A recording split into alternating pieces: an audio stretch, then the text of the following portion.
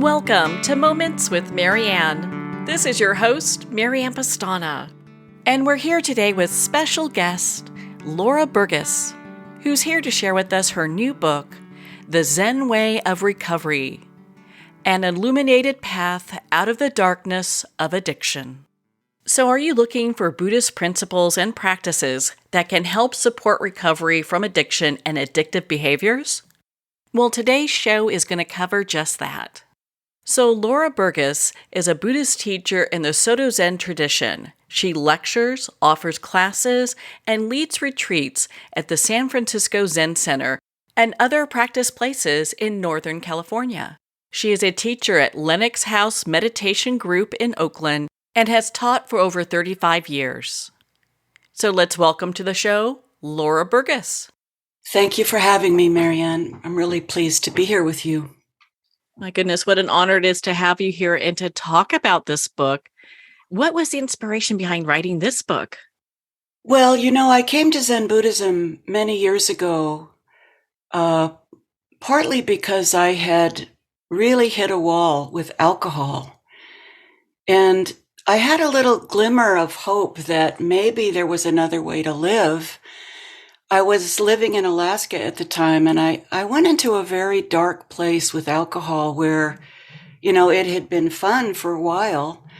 And then it became unpredictable when I drank. I just didn't know what was going to happen when I drank. And like a lot of women, I drank by myself when that happened. I just couldn't trust myself to be in public.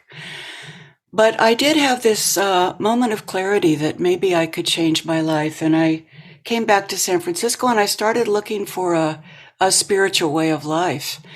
And I found that at the San Francisco Zen Center. I stopped drinking abruptly and I plunged into Zen practice. And within a very short time, I was living at Tassajara Zen Mountain Center. And this was a rigorous monastic program. We would get up at 4:30 in the morning and go to the meditation hall. We'd have study hall. We'd have breakfast in the Zendo, the meditation hall. And I really loved the clarity of practice. And also I appreciated the clarity of not drinking. But like a lot of people who stopped drinking, I started feeling like maybe it's okay for me to try again.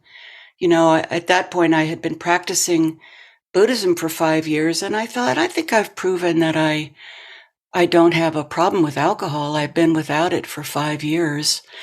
And so alcohol started creeping back into my life.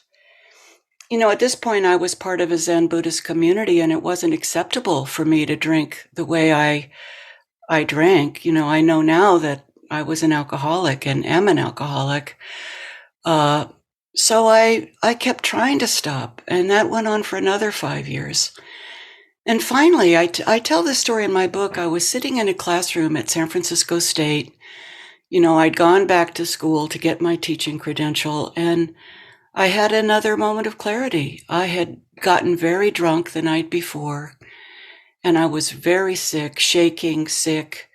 A lot of us who drink alcoholically have little rules for ourselves. So I never missed a day of work or school because of my drinking.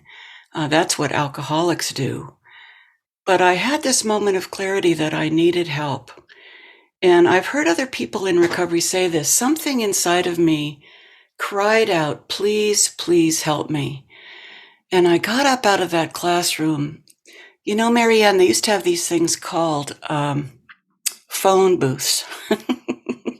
And I went into a phone booth and I opened the phone book, and there was recovery meetings at my fingertips. And I went to a meeting, and I bought 2 beers on the way home from that meeting and drank them and cried and said goodbye to alcohol. And the next day I went to another recovery meeting, and I have not had a drink since September 28th, 1985. So in 2020, when I received authorization to teach Buddhism through my teacher, Linda Cutts, a teacher at San Francisco Zen Center, Linda lives at Green Gulch Farm, and asked me to be the head student there. The first thing I wanted to do once I was able to teach was to offer recovery meetings to people who were interested in Buddhism. And I always make it clear that for me, recovery comes first.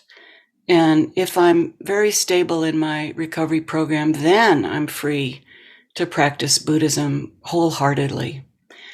And so for 20 years, I've been offering these retreats and lectures. And it occurred to me that I could offer some of these teachings to other people. And I'd given many, many lectures on Buddhism and recovery. And that's the basis of this book, these Dharma talks that I've given over the years. Are there times when we really need to kind of question our beliefs when it comes to living in the world, and either, that kind of line where you're at, where we're questioning whether or not we have a problem with alcohol, just to really kind of see what it is that we're really dealing with? Absolutely. And, in Zen, we have a saying, not knowing is best. And what that indicates is that we want to have an open, flexible mind that's open to possibilities. And if we're trapped in the vicious cycle of addiction, we tend to lie to ourselves. I had all these little voices in my head that said, I'm not that bad. A lot of people drink more than I do, and they didn't have to come into recovery. And what's really been delightful for me is to see these twin paths of Buddhism and recovery blooming in my own life and recognizing the congruence between them. Because, of course, Zen Buddhism is about seeing things clearly. Suzuki Roshi, who founded the San Francisco Zen Center, he would talk about things as it is. Somebody asked him, don't you mean things as they are? And he said, no, I mean things as it is. I think what he was pointing to was the multiplicity of our experience and the kind of oneness of our experience at the same time, and our oneness with one another. And one of the wonderful things for me is that in recovery, we find a community of recovering people that we can rely on. And in Buddhism, we have a Sangha, which is a group of people who want to practice together and live the truths of Buddhism. So both of these paths point to truth and self-knowledge. And so I feel like it's very healthy to always be questioning. And even in Buddhism, we foster questioning the teachings. The Buddha said towards the end of his life, don't take this from me, try your own experience and see where it leads you. He said, you must be a lamp unto yourself.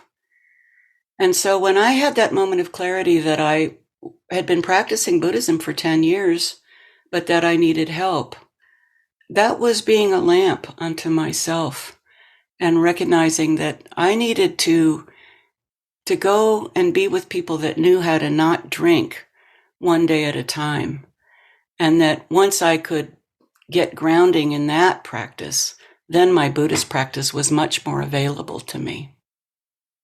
For someone that's new to just recovery, how did they start, and what kind of encouragement would you give them when it comes to recovery with Buddhism? One of the things about I co-founded a meeting at Zen Center that has brought many people into Zen practice. It's a recovery meeting that happens at Zen Center on Monday nights. And I think a lot of people come to that meeting because they want to find an alternative to some of I haven't found it a problem, but some people find the language of recovery to have quite a Christian bent to it. But I always encourage people to keep this open mind and to look for the similarities in recovery rather than the differences. A friend of mine who practices Buddhism said recently that when he stepped into the rooms of recovery, he said to himself, how could this possibly help a person of my caliber? Now we can laugh at that because in order to recover, we need to have great humility and we need to accept the help of other people that might be very different from us. Marianne, I think that as I say, I tried to quit drinking on my own many, many times. And the difference between this time and all the other times was I recognized that I needed help. And in recovery, I asked other people for help. And then when I had my own feet on the ground, I offered help to others. Now, in my book, The Zen Way of Recovery, in the introduction, I quote the Bodhisattva vow. I vow to live and be lived for the benefit of all beings. And I feel like there's no more vivid example of this than in the rooms of recovery, where people help one another in order to help themselves and to, we don't just get sober for ourselves, we get sober to benefit the whole world.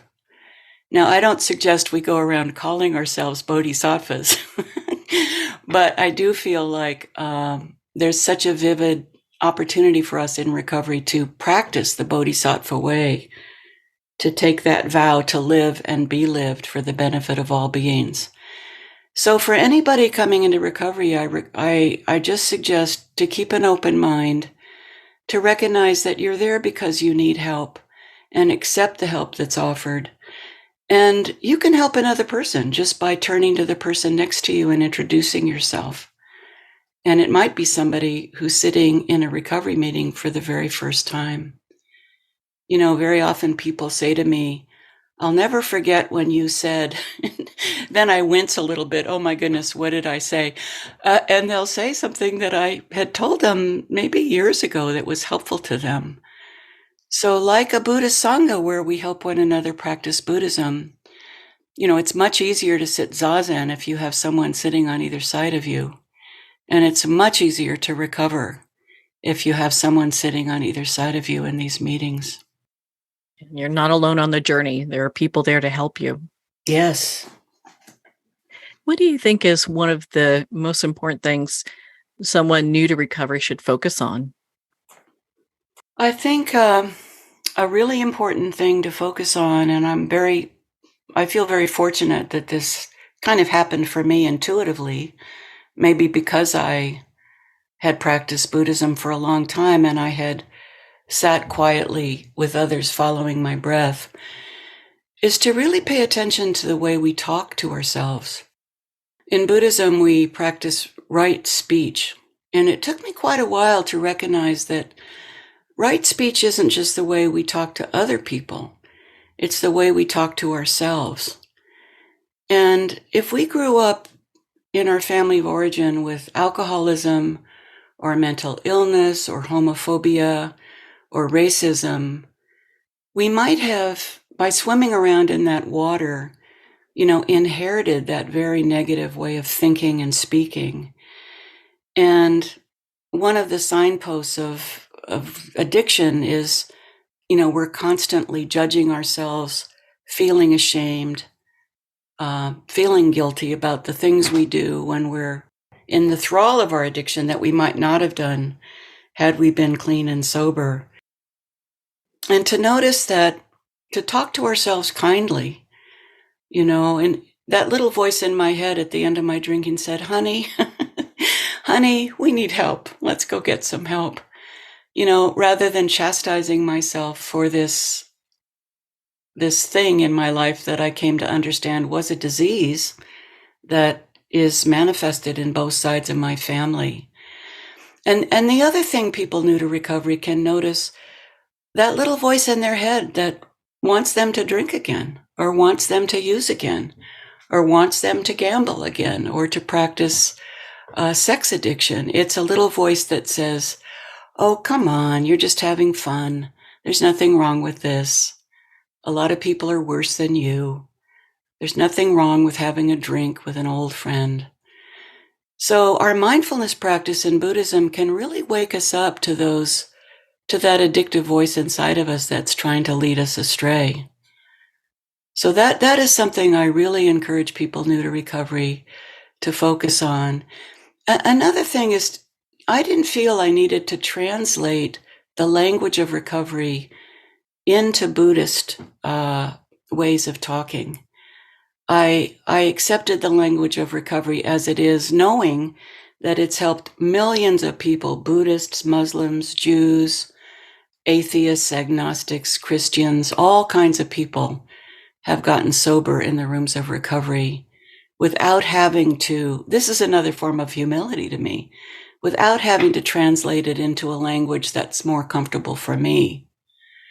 You know, some people find the language of recovery, because it's been around for a long time, can be quite patriarchal. But I haven't let that come between me and recovery. And that's been something that's been a real gift for me to, and I think, again, this is a gift of Buddhist practice, to keep an open mind. Oh my goodness, I've been helped by people I never would have met otherwise. You know, I remember someone who had been houseless for quite a while, but had managed to stay sober, talked about the streets of San Francisco as the valley of the shadow of death. This person was a heroin addict who had to get clean and sober. And he said to me, and this touched me so much, he said, as a houseless person, I've had to do things outside that other people have the luxury of doing inside. You know, and I knew when I met this person that could just as easily have been me. Just because I happened to practice Buddhism, I wasn't protected from the disease of alcoholism. I think if we humble ourselves in many ways, that could be us in many different capacities, whether it's homelessness from one thing or another. But to look at it from that point of view, I really applaud you, because it opens up a new way of being able to view the world. Marianne, I just think that's so critical right now, especially in our country, where we've come to this place where we're so divisive, and where it seems like for many people, if you disagree with someone, you need to demonize them and dehumanize them. And I think if we could practice the compassion that's available to us in Buddhist practice, and also in true Christianity and the other religious paths of the world, if we practiced compassion and saw ourselves as the other, this would be a very different world. And this is one of the things that, you know, our Bodhisattva vow points to, that we do the things we do not just for ourselves. If I had just gotten sober for myself, that would be a very stagnant little pool of self to dwell in. You know, I did have to tell my deepest secrets to another human being, and sometimes to a room full of strangers. Not for myself, but so that they could identify with me and know that this is available to them, this way of life that's paradoxically a way of freedom. You know, I think so many people think of addiction as this wild freedom, but at the end of our addiction, we can see how limited that life is, and how isolating it is. I speak from the path of alcoholism, because that's was my drug of choice. But in any addictive behavior, it's a disease of isolation and shame and secrets. Many of us who have been addicted have lived a double life. You know, we're one person with one group of people and a very different person with others. And I think both Buddhism and recovery give us a way to integrate our being, so that we can be a person of integrity that can look anyone in the eye and feel a part of, instead of apart. You know, to feel one with humanity instead of in this isolated pool of stagnant self.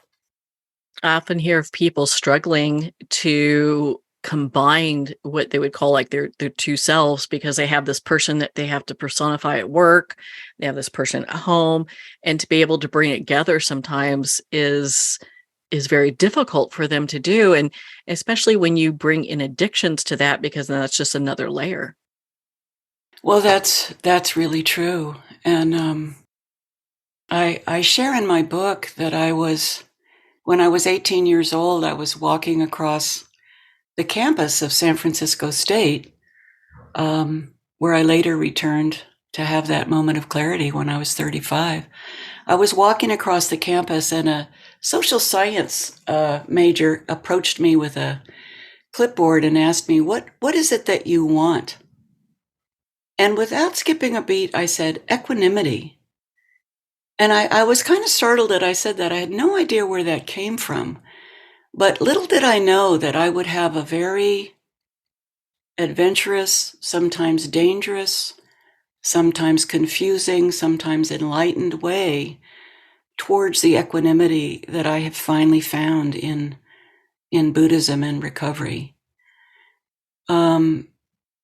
I think one thing that mindfulness practice, that meditation practice gives us is a Buddhist teacher, Tara Brach, calls it the sacred pause. So we can bring our practice into our workplace, and when we have an impulse to lash out at someone we disagree with or to say something that might be hurtful, we can pause and either choose to remain silent, or we can find a way to say what we need to say out of our own integrity in a much kinder and more compassionate way. And I cover some of this way of communicating in my chapter that was very helpful for me. It's a chapter on emotional freedom, where we can learn how to communicate in a much more compassionate and loving way. You know, many of us grew up in homes where we weren't really modeled how to deal with conflict, or even maybe how to speak in a loving way or to support one another. And so in my chapter called Kintsugi, The Places We Are Broken, I address this brokenness that many of us have. And I think taking our practice and our recovery with us into the workplace, into our friendships. Many people in recovery talk about going to a family reunion and sort of armoring themselves a little bit, because so many of their habitual ways of thinking and being are triggered in their families of origin. I think working towards a place where we can be an integrated person, you know, it is difficult to be that one person. You know, at the end of his life, Suzuki Roshi said, "Don't worry, I know who I am." And in recovery, I found out who I am, that I'm an alcoholic, that I can't drink like other people. And just by admitting that to myself, a world of freedom and possibility has been opened up to me. Don't worry, I know who I am. And I think there are many wonderful paradoxes in Zen, and there are paradoxes in recovery as well, that by saying no to drugs and alcohol, you know, I wouldn't have been able to write this book if I hadn't been clean and sober. But, you know, Marianne, we spoke about my children's books as well. Buddhist Stories for Kids and Zen for Kids are my two children's books. I got sober the month I went back to school to get my teaching credential. And I couldn't have taught kids if I hadn't stepped on the path of recovery. And, you know, by that time, by the way, I had a beautiful daughter. I couldn't have been the parent I wanted to be had I not said no finally to drugs and alcohol. And it's not enough just to say no. We also have to clear up the wreckage of our past, and take a look at our own behavior and clean up our side of the street. You know, I think this is part of the honesty that's available to us, both in Buddhism and recovery. That's one thing that's very unique with Buddhism, is it gives you the opportunity, and recovery as well, it gives you the opportunity to really look at who you are and take inventory of things, as opposed to just going through life and kind of bumbling around. That's right. You know, I tell a story in the book that when my brother and I traveled across country with my dad, a wonderful man, Terry Burgess, And we stopped at a amusement park in the Midwest. And my brother and I went on this ride. It was a teacup ride. My dad was a very friendly person, and he was chatting with the guy that ran the ride. So my brother and I were twirling around and around in this teacup. And I didn't understand that you had to hold your arms out and brace yourself on the bar in front of you. I was just being tossed around. I was screaming and crying. My father had his back to me, so he couldn't see me. My brother was trying to show me how to brace myself. And, finally the guy realized that I was in trouble and stopped the ride. And I look back on that as a kind of a metaphor, as the way that I was when I was acting out in my addiction. You describe it very well, stumbling around in the world. I was like a leaf in the wind, kind of. I didn't have that stability that has come to me later, where I could pause and turn in the appropriate direction rather than being at the mercy of my own emotions, at the mercy of my addiction, at the mercy of other people's opinion of me, at the mercy of events in the world. I know now that there's absolutely nothing that could happen to me in life that drinking would make better. This is one of the great illusions of addiction, is that we think it's going to help us and make us better able to face adversity. And, we find out it's really just the opposite. Well, on that note, we're going to pause here for a quick break. We've been speaking with Laura Burges in regards to her new book, The Zen Way of Recovery, An Illuminated Path Out of the Darkness of Addiction. We'll be right back after these messages from our sponsors.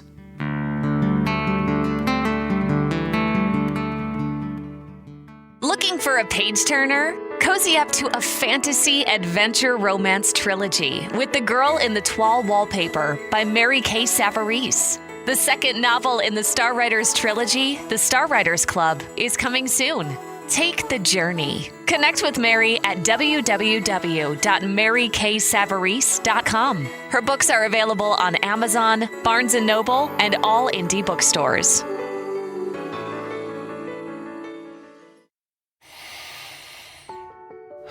With Breath Hub, you'll experience the transformative power of breath as it harmonizes your body, mind, and spirit. Recommended by experts in fitness, sports, psychology, and medicine. Meet the scientific way of being well. Breath Hub. Breathe better, live better.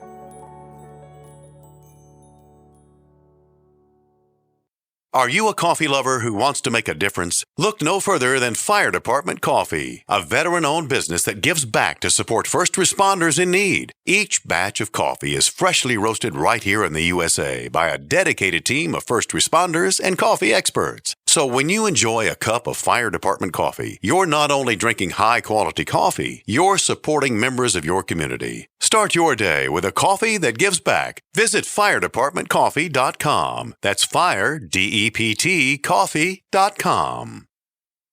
The book Terminal Cancer is a Misdiagnosis, authored by Danny Carroll, is on sale at Amazon now. Licensed psychologist and psychotherapist Tessa Antiojon-Guerra commented, "This is one of the most empowering books on a topic of cancer you will ever read." Award-winning author T.L. Needham commented, "This recommended book can be understood by anyone seeking answers, hope, and alternatives to a terminal diagnosis. Buy it now on Amazon.com. Pandemonium. Fast forward 20 years. A U.S. president seizes control of all U.S. missiles, the power grid, the banking system, and every computer in America as he hides in an underground bunker. Pandemonium, a captivating sci-fi thriller where a hidden war, psychics, aliens, artificial intelligence, and transcendental love collide with the latest media technology. Pandemonium, live to all devices. Get your copy on paperback or digital. Free sample at getpsychic.org. Hello, Dr. Cutler here. Do you experience bloating, heartburn, food craving, bowel irregularity, food sensitivities, weight issues? If you do not digest your food, you may be deficient in macronutrients, which your body needs for optimal health. DrEllenCutler.com teaches that this is an enzyme deficiency. I believe the most important supplement is a full spectrum digestive enzyme, Dr. Ellen's Way Digestive Enzymes. Hear more about it at DrEllenCutler.com. Internationally recognized and award-winning author Judy Goodman works and teaches outside the box of limited thinking. Working with people from every walk of life, her goal is to empower you to be the best you can be, no matter what the challenge is. Born with the gift of seeing beyond our normal vision, she has an extraordinary gift of working with every challenge. Teaching beyond conventional wisdom, her work is described as life-changing. Visit judygoodman.com. That's judygoodman.com.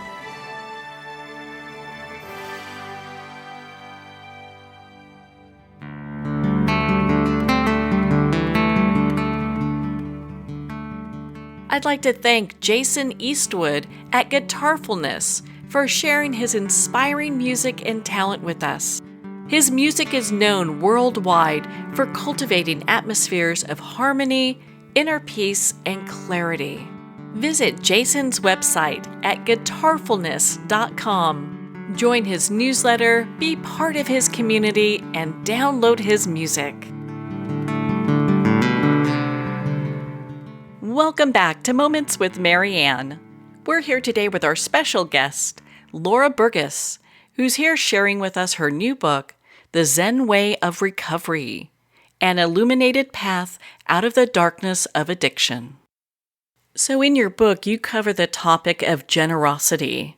I'd love for you to share with our listeners why that's so important and why we need to pay attention to that. Well, generosity is one of the 6 paramitas, or perfections. And I'll just say what the 6 perfections are. Generosity, and these are so in line with our principles of recovery. I think if we lived these principles completely, we could live our recovery completely as well. So the 6 paramitas, or perfections, are generosity, ethical behavior, patience, wholehearted effort, meditation, and wisdom. But the very first of these is dana in Sanskrit, or generosity. And addiction is such a selfish thing. It's a disease, and we can't help having this disease. But we can step out of the selfishness of addiction when we step onto the path of recovery by opening our hearts to others and by being generous with ourselves as well. You know, looking at the way we talk to ourselves and, as I said before, practicing right speech. Generosity breaks down the painful barriers between us and other people. And, you know, something I say in my book is that we know now from brain science that when we practice generosity, we get a dopamine release in the brain. The exact same dopamine release that is triggered, that we get in our addictive behavior. This is why addiction is so seductive and so compelling. We get that dopamine release in our addiction, but then we have to keep doing that activity or using that substance to get that same relief. You know, it is said that addiction hijacks the pleasure centers of the brain.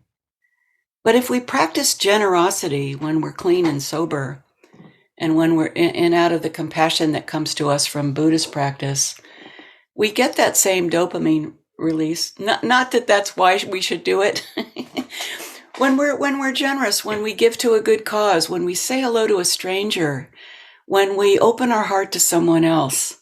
You know, I talk in the book about just thanking people. When I walk by a gardener in Golden Gate Park, I say, thank you for taking care of our park.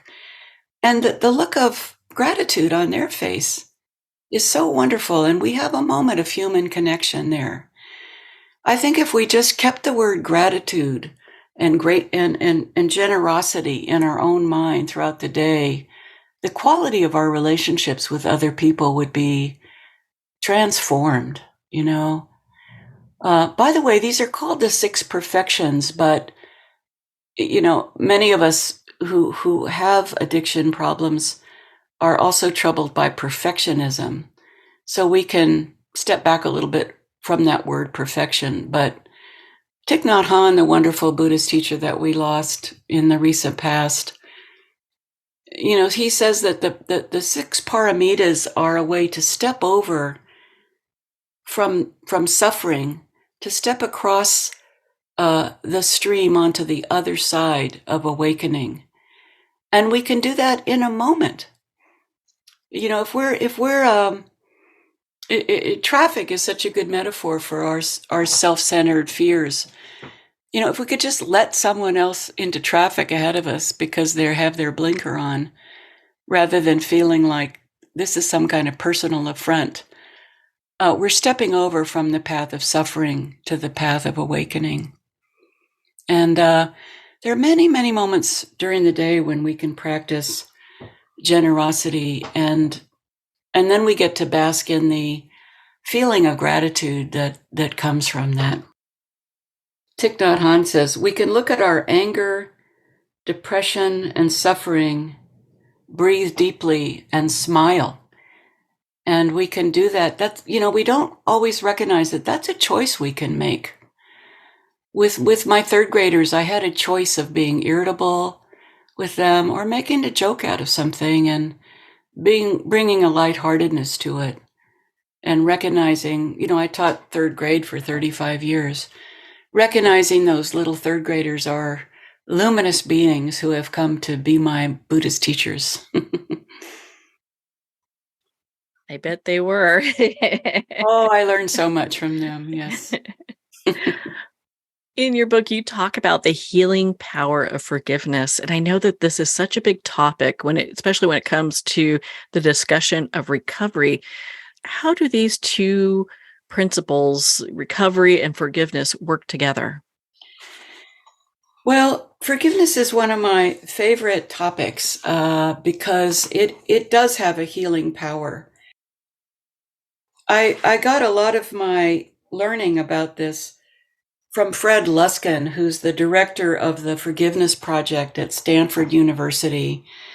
And, I wrote to Fred and I said, I can't keep holding on to your book, Forgive for Good, because I keep giving it to other people. And he very kindly wrote a beautiful blurb about my book that appears on the inside cover. In recovery, we find it's very important for us to let go of resentment and forgive those who've harmed us. And it's also important for us to approach people we've harmed and ask them for forgiveness. And, I heard this phrase in recovery that if we're going to ask for forgiveness, shouldn't we first be willing to forgive others completely? And if I have the humility to look at some of the damage that I've caused in my life and the harm I've done others just out of unconsciousness and unskillful thinking and being, then I think I can find it in my heart to forgive other people. And because of this, I've collected some wonderful stories of forgiveness where I say to myself, if this person can forgive, shouldn't I be able to forgive? And one of the really important things about forgiveness is that we don't have to. I say this because very often we have been deeply harmed by other people. And we may have been harmed by them in such a toxic and dangerous way that it isn't safe for us to actually be in their presence. In a Buddhist ceremony that I participated in, where I was asked to answer questions from the community, this is called a Shuso ceremony, at the culmination of my teaching training at Green Gulch Farm. I had to answer questions sort of from each person in that community. And it was such an interesting place to be in because I found myself really answering from the heart rather from the intellect. My daughter Nova was in that ceremony, and she asked me the beautiful question, How can I learn to forgive? And I found myself saying to her, we can forgive by not allowing ourselves to be limited or defined by the ways in which we've been hurt. So much of our thinking can revolve around deeply held grudges and resentments. I often quote Pema Chodron on this point, the wonderful American Tibetan Buddhist teacher. She said, holding a grudge is like eating rat poison and expecting the rat to die. So if we allow resentments and grudges to take up space in our mind, rather than choosing to focus on some of the wonderful gifts and interactions that come to us in our lives, we're literally poisoning ourselves. The word to intoxicate means to bring poison in. We can intoxicate ourselves with substances.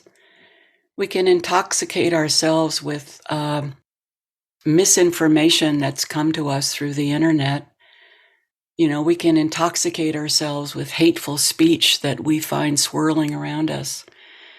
But we can also intoxicate ourselves by, Fred talks about, Fred Luskin talks about licking our chops, and enjoying replaying these hurtful things that have happened to us and planning our revenge and thinking about what we could have said in retaliation.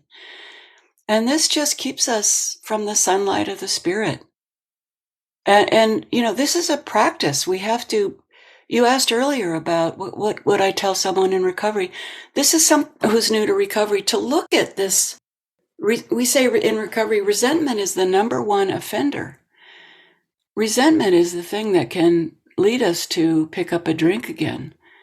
Pour me a drink is an ancient phrase in recovery. So to notice how often we nurse our resentments. Now, there's a wonderful book called Buddha's Brain, which I recommend in my bibliography.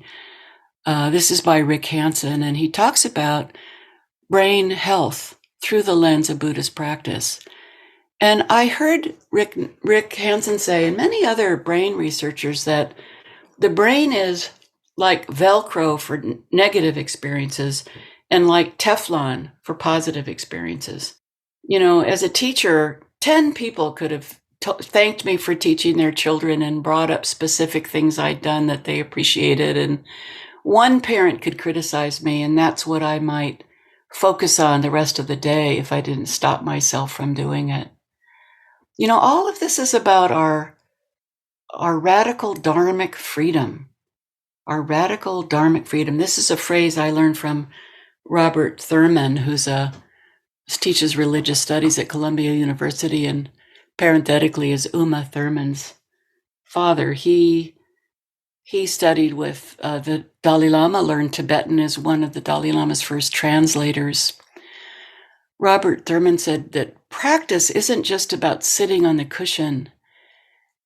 It's about knowing that when something happens to us, we can either respond instinctually or we can take a moment and turn in the appropriate direction.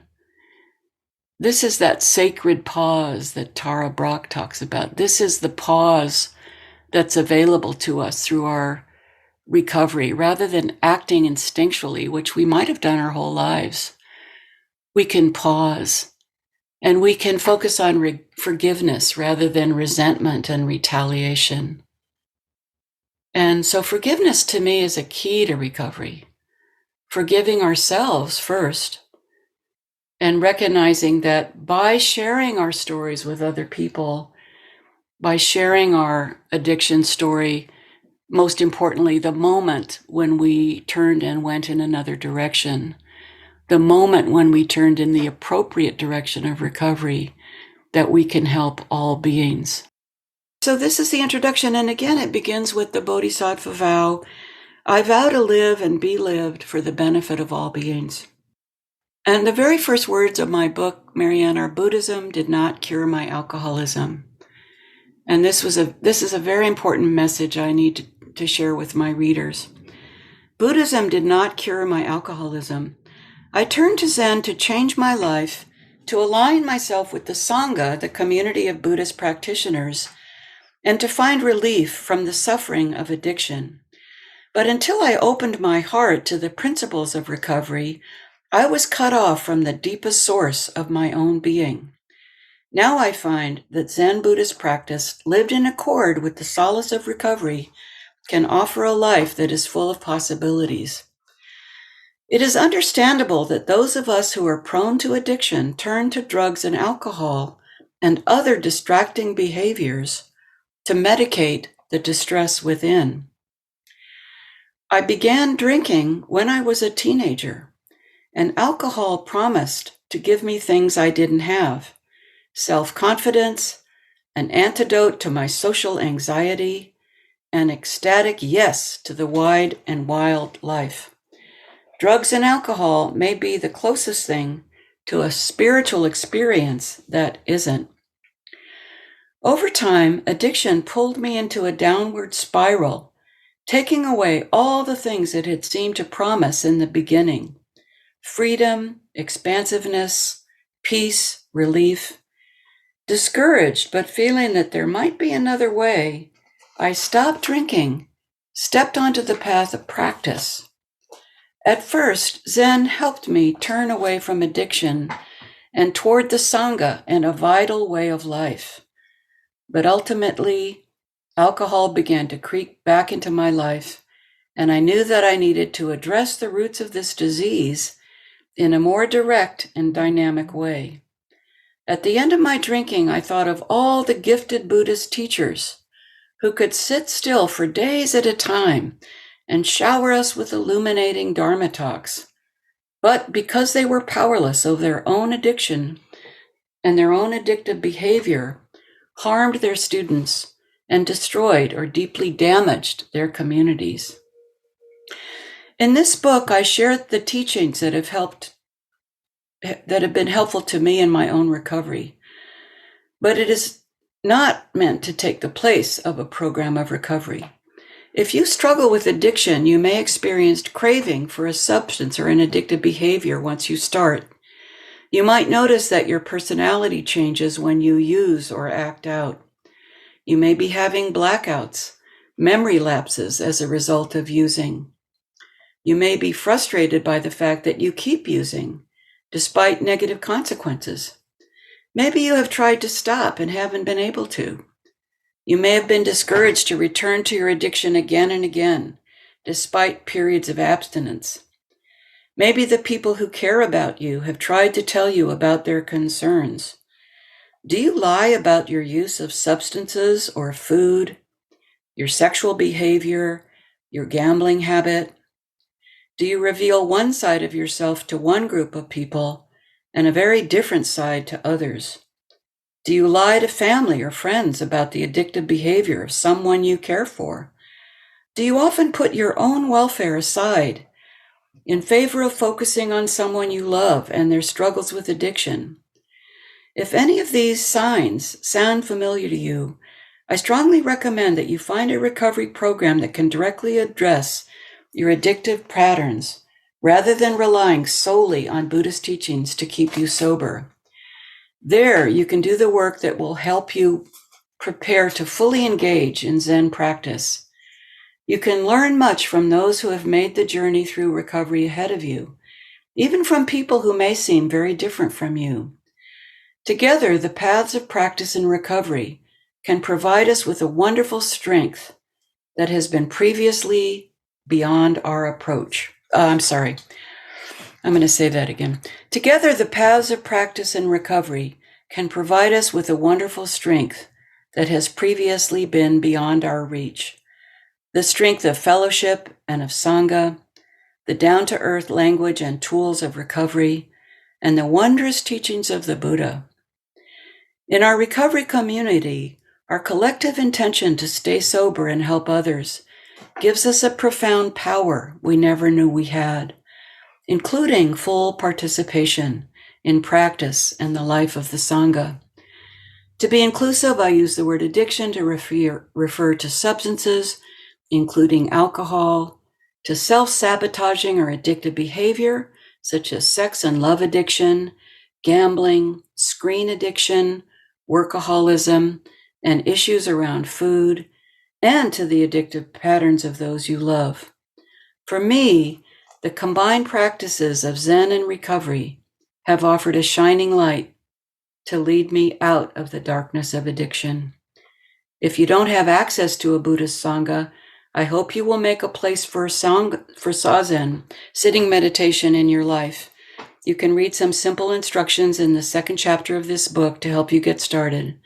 There's a book list in the back of the book to further your exploration of the intersection of practice and recovery.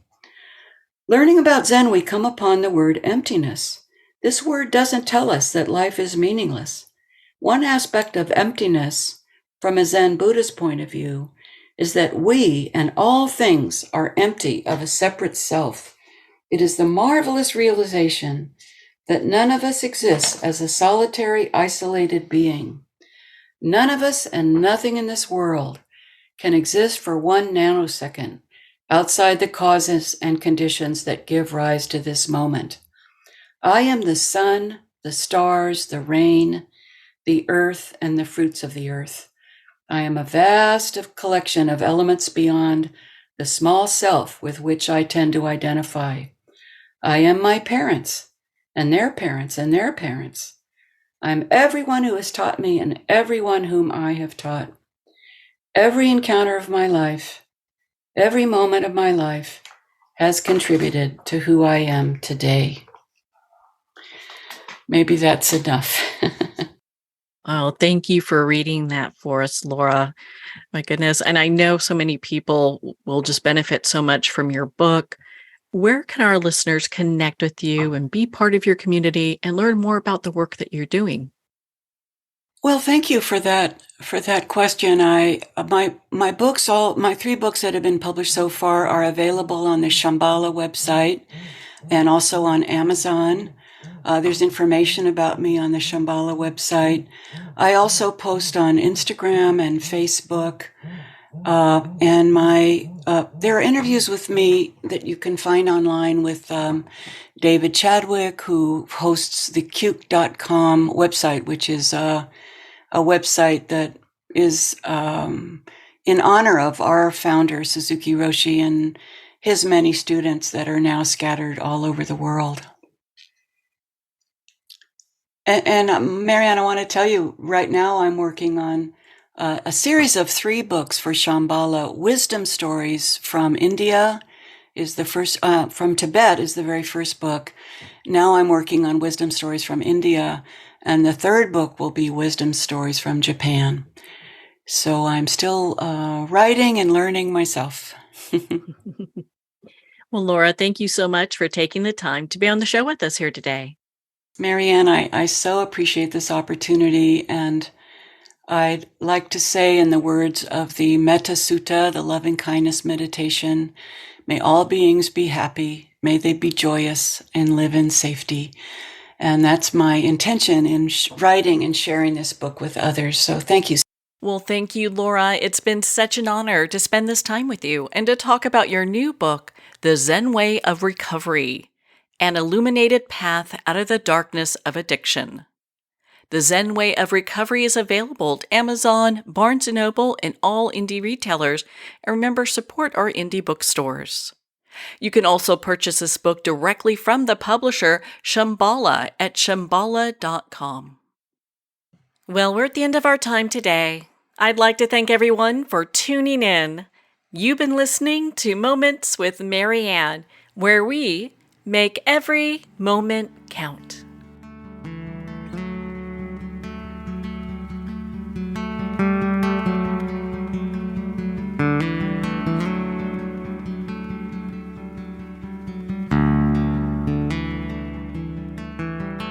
In a single moment, your life can change. Moments with Marianne is a transformative hour that covers an endless array of topics with the best of the best. Her guests are leaders in their fields, ranging from inspirational authors, top industry leaders, and business and spiritual entrepreneurs. Each guest is gifted and a true visionary, a recognized leader in her own work, and while teaching others to develop, refocus, and grow, Marianne will bring the best guest and sometimes a special surprise. Don't miss this. You never know just which moment will change your life forever. Make sure to tune in and visit momentswithmarianne.com for more information.